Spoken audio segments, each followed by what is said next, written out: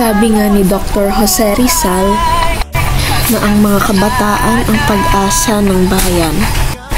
At naririto kami ngayon upang patunayan na hindi lamang kami mga kabataan lamang.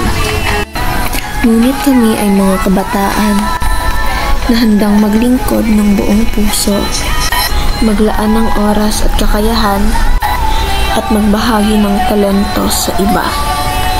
At ang lahat ng ito ay para sa ating inang Pilipinas.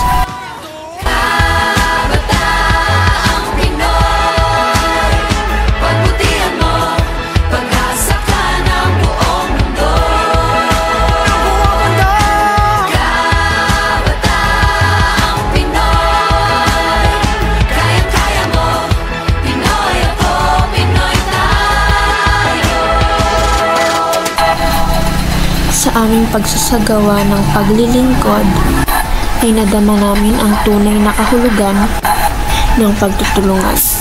Nakita rin namin ang kahalagahan ng inang kalikasan. At bilang mga kabataan ay naramdaman namin ang tunay na saya na makapaglingkod sa kalikasan sa bayan at kapwa.